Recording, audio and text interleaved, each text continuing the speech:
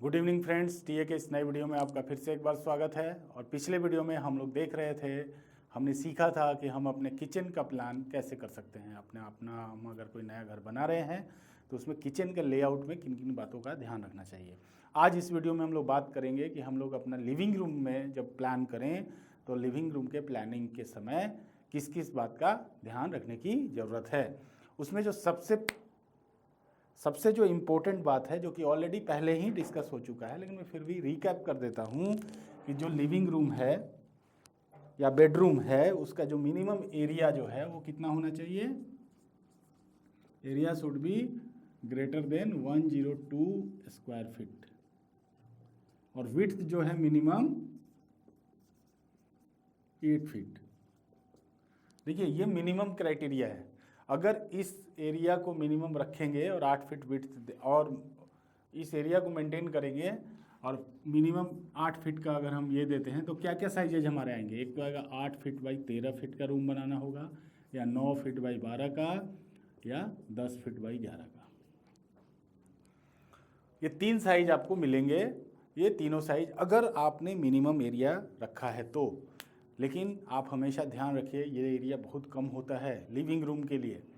तो ये इस एरिया में अगर आपके पास लैंड का कंस्ट्रेंट नहीं है तो ये मिनिमम एरिया से काफ़ी बड़ा लिविंग रूम बनाइए। लेकिन अगर आपके पास लैंड कंस्ट्रेंट है, लैंड आपका छोटा है, तो फिर कुछ कर नहीं सकते, तब आप इतना बड़ा लिविंग रूम बनाइए। लिविंग रूम बड़ा होना चाहिए, स्पेसियस होना चाहिए, क्योंकि लिविंग रूम का कहने का कॉन्सेप्ट यही है कि हम ज़्यादातर टाइम लिविंग रूम में बिताएंगे, अपने एक दूसरे के साथ बातचीत करेंगे, अपना ज़्यादातर समय टीवी देखेंगे, और भी कुछ रिक्रिएटिव वर्क करना है तो वहीं बैठ के करेंगे। इसलिए वो रूम ज़्यादा सजा संवरा होना चाहिए। उसमें टीवी रखने का जगह होगा, सोफ़ा का जगह होगा, कई बार लोग बेड भी रखना चाहते हैं उसमें, ताकि कोई गेस्ट वेस्ट आए तो उनको वहीं पे अकोमोडेट कर दें। तो वो आपके ऊपर है कि आप लिविंग रूम में क्या क्या फैसिलिटी चाहते हैं,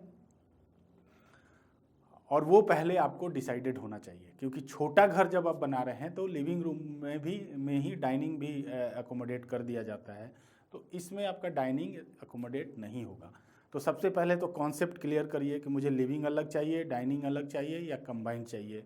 छोटा घर है, रिकमेंडेड है कि आप कंबाइंड डाइनिंग और लिविंग बनाइए। तो अब हम लोग एक बार बात करते हैं। ये तो हो गया मिनिमम क्राइटेरिया जो कि फॉलो करना है। अब प्लान करते समय हमें किन किन बातों का ध्यान रखना है। देखिए, आप कभी भी लिविंग रूम जो है उसको सेंटर में रख के चारों तरफ रूम प्लान मत करिए। सबसे बेकार डिज़ाइन मुझे ये लगता है। जैसे आपने ये बनाया लिविंग रूम, सपोज, है ना, यहाँ से बना दिया आपने एंट्री, इधर आपने बना दिया एक रूम, यहाँ पे एक एंट्री हो गई, फिर इधर आपने बना दिया किचन, ठीक है, इधर भी आपने एक रूम प्लान कर दिया, यहाँ एक बाथरूम दे दिया।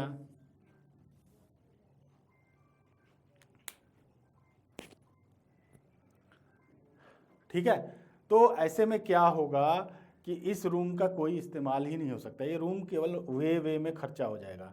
अब आदमी इधर जाएगा तो ये रास्ता, ये जगह है, इसको इधर भी जाना है तो ये रास्ते में कुछ नहीं कर सकते, यहाँ जाना है, यहाँ जाना है।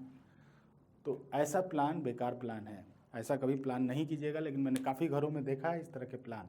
अगर आपने ऐसा प्लान किया, कितना भी बड़ा आप लिविंग रूम बनाओ, आपका सारा लिविंग रूम खर्चा होगा आने जाने के रास्ते के लिए, या फिर अगर बीच में आपने यूज किया तो आने जाने में दिक्कत होगा।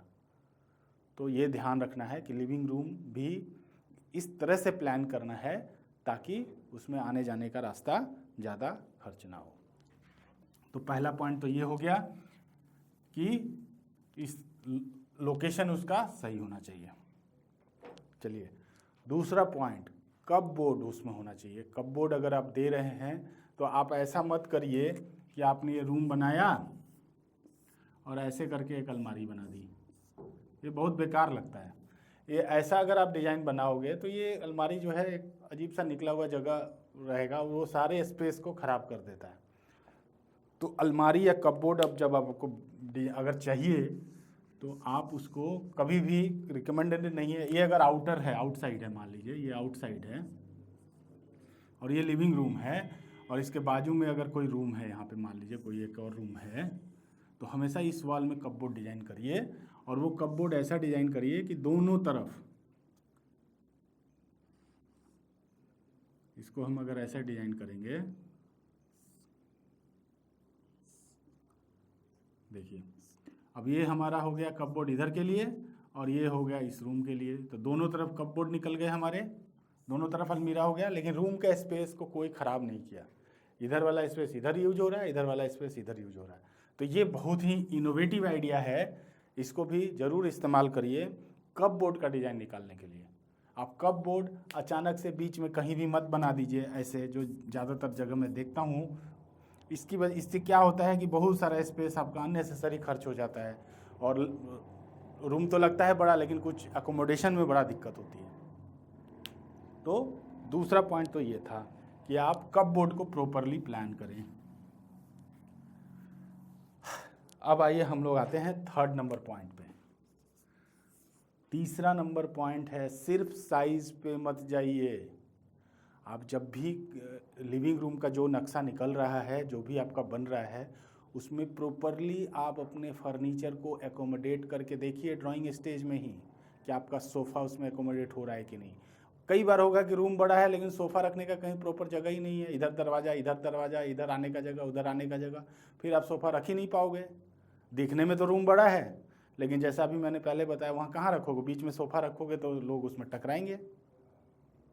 आप उसमें देखो कि टीवी कहाँ रखेंगे, सोफ़ा कहाँ रखेंगे, अगर डाइनिंग टेबल रखना है तो डाइनिंग टेबल कहाँ रखेंगे, उसको प्रॉपर अकोमोडेट करो, स्केल में बना के उसको रखो। फिर चेक करो कि ये सच में फंक्शनल है कि नहीं है। अगर उसके बाद भी फंक्शनल है तब आपका लिविंग रूम सही हुआ। जैसे एक मैं एग्जांपल देता हूँ कि जैसे मान लीजिए कि ये मान लीजिए कि एक घर है, ठीक है, और यहाँ पे है हमारा किचन और ये हो गया मेरा लिविंग रूम, है ना, और यहाँ पे एक और रूम है मान लीजिए ऐसा, ये हो गया, और एक रूम मेरा यहाँ पे है, ये रूम हो गया, ये हो गया आपका WC या बाथरूम, ये हो गया आपका किचन, ठीक है, और ये भी WC हो गया और ये भी रूम हो गया, और ये हो गया लिविंग रूम, है ना। तो अब इस लिविंग रूम में, और ये है आपका आउटसाइड, आपके पास दो ऑप्शन है इस लिविंग रूम को यूज़ करने के, एंट्री देने के। एक तो आप यहाँ से एंट्री दे सकते हो, यहाँ से एंट्री करो, इधर भी जाओ इधर भी जाओ, या यहाँ पे एंट्री ना देके आप एक यहाँ से एंट्री दे सकते हो। आपके ऊपर है आप कहाँ से एंट्री दो।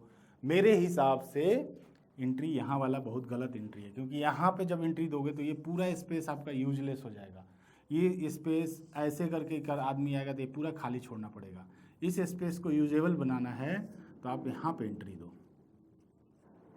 अब यहाँ से कोई इंटर करेगा तो इधर भी जाएगा इधर भी जाएगा, रास्ते में यूज होगा। यहाँ पे किचन का एंट्री दो तो इधर से किचन में भी जाएगा, ठीक है। और अब इस रूम का एंट्री यहाँ से दे दो। अब देखो यहाँ पे क्या प्लान कर सकते हैं, प्रॉपरली आप समझो। मेन मेरा मकसद है कि आपको आइडिया समझाना।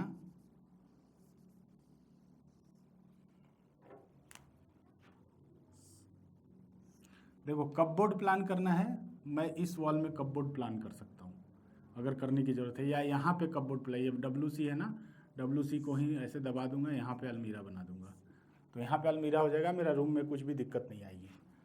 मैं यहाँ पे रख सकता हूँ सोफ़ा, है ना, मैं यहाँ पे रख सकता हूँ सोफ़ा, यहाँ पे मैं एक सोफ़ा रख देगा, इधर एक सोफ़ा रख दूंगा, इधर एक सोफ़ा रख दूंगा, और यहाँ मैं लगा सकता हूँ टीवी,